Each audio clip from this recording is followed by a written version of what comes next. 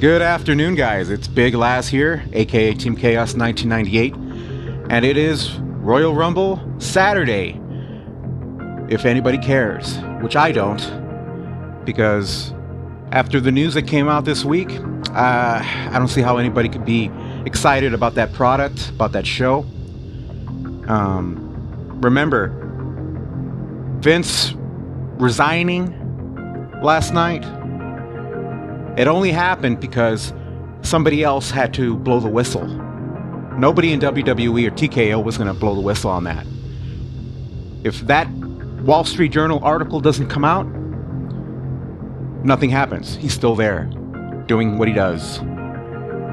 So, I don't see anything changing there for real until Endeavor cleans house, which that's up in the air. They might just be happy that they got their sponsorships back after Vince resigned last night. Big thing that's going to happen tonight, bigger than the Rumble, in my opinion, is the sham of a press conference they're going to have tonight, where hand-picked reporters, quotation marks, they're not really reporters, are going to ask questions, and most of them will be softball questions about the storylines or matches, and a lot of them will be kayfabe questions. If you don't know what kayfabe means, it means that they're going to ask questions as if what's happening in the ring is for real. The storylines are real, so useless. Now, I will not be there, of course. But if I was, what would I ask? Well, before I got let out by security, I would ask Triple H, Paul Levesque. I would say, Paul, I'm not going to ask you about Vince McMahon, because I know what you're going to say. You're going to say, well, he's his own man and he does what he does, and there's nothing I could do about it. Well, I beg to differ, because for the last 2 decades you've been his right hand. You've moved up the ranks in WWE,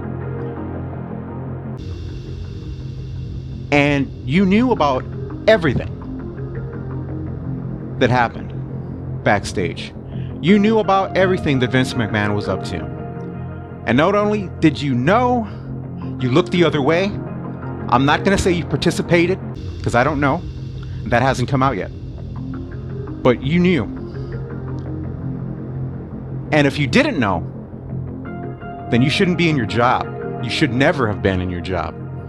So I'm going to give you the benefit of the doubt, Hunter, and say that you are good at your job, so you did know. You knew everything. And you looked the other way. You let it happen. You enabled it. So how can you go to these shows, go to Rumbles and WrestleManias? How can you look these young girls in the audience in the eye, knowing that you're fine with taking their money? You're fine with taking their parents' hard-earned money? But if they were in a position with your father-in-law or other executives where they were being assaulted, raped, or used, you would look the other way. Can't help you, but I'll take your money. Can you explain that? And then I would be let out by security. But listen, that's the question that should be asked. I don't know if it should be asked that passionately, I don't know, but that's how I would do it. Because, you know, I've seen the comments, disgusting comments from WWE fans.